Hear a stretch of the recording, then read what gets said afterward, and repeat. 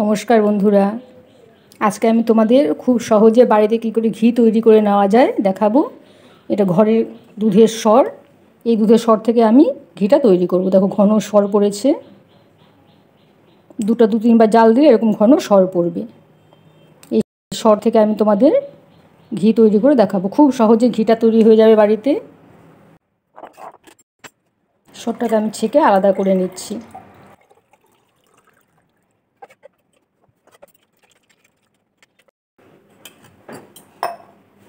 দু তিন দিনের সর জমিয়ে আমি ঘিটা তৈরি করে নেব। গরমের মধ্যে খুব বেশি দিন ঘি সর রাখা যাবে না। শীতকাল হলে 7-8 দিনের সরও জমানো যায়, কিন্তু এখন গরম, তাও সরটা ফ্রিজেই রাখতে হবে। সম্পূর্ণ দুধটা একটু চেপে চেপে বের করে নিতে হবে। সরটা তুলে আমি একটা বাটিতে করে আমি ফ্রিজে রেখে দেব। 2 থেকে 3 দিনের সর আমি জমাবো। গতকালের সরটা আমি ডিপ ফ্রিজে রেখেছিলাম, আজকে আবার দুধে থেকে সর তুলে নিচ্ছি। দেখো কত ঘন করে সর পড়েছে। একটা ছাঁকনিতে ছেঁকে এই সরটাও আমি তুলে নিচ্ছি। এই মালাইটাও আমি তুলে ডিপ ফ্রিজে রেখে দেব। 2 থেকে 3 দিনের মালাই আমি জমাবো, যেহেতু এখন গরমকাল। শীতের দিন হলে আর একটু বেশি সময় জমানো যায়। 3 দিনের দুধের সর এখানে আমি জমিয়ে নিয়েছি।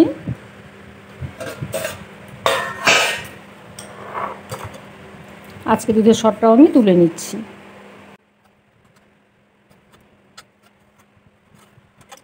এই দুধের সরটা আমি একটা মিক্সির বাটিতে দিয়ে দিচ্ছি। মিক্সির বাটিতে দিয়ে আমি খুব ভালো করে পেস্ট করে নেব।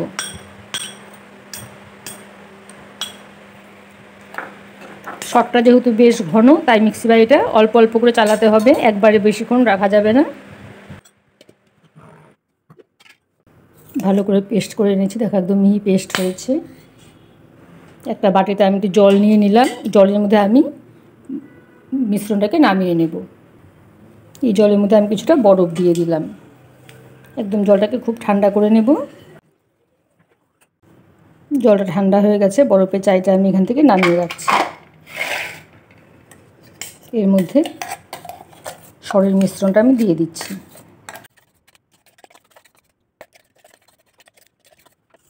ঠান্ডা জলে দিলে পুরো বাটারটা উঠে আসে। দেখো কত সুন্দর বাটার তৈরি হয়েছে।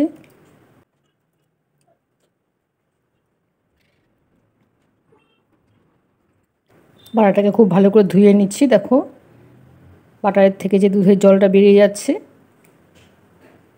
খুব ভালো করে বাটারটা ধুয়ে নিতে হবে। এই দুধটাও ফেলে দেওয়া যাবে না, এটাও পনির বানিয়ে নেওয়া যাবে। ভালো করে বাটারটা আমি ঠান্ডা জলে ভালো করে ধুয়ে নিলাম। জলটা অবশ্যই একটু ঠান্ডা নিতে হবে। 2 হাত দিয়ে চেপে চেপে বাটারটা আমি তুলে নিচ্ছি। দেখো কত সুন্দর বাটার তৈরি হয়েছে। বাকি বাটারটা আমি জল থেকে তুলে নিচ্ছি।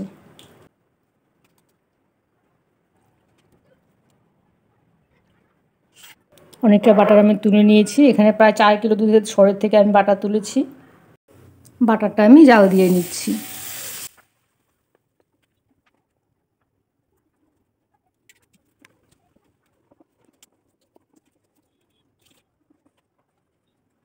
একটু আঁচ কমিয়ে আমি জাল দিচ্ছি। একটু আস্তে আস্তে করে ঘিটা করতে হবে।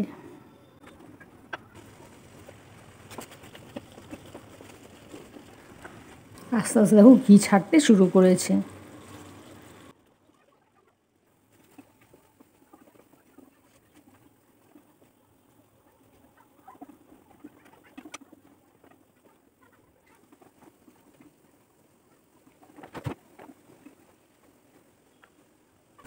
দেখো কতটা ঘি হয়েছে। আর একটু আমি জাল করে নেব। এই ঘি থেকে যে ছানাটা বেরিয়েছে সেটা একটু লাল লাল হবে, তাহলে একদম ঘিটা পারফেক্ট হবে।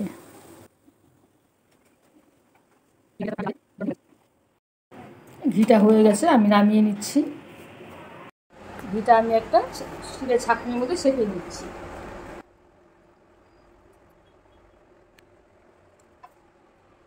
খুব সহজেই দেখো কতটা ঘি আমি তৈরি করে নিয়েছি।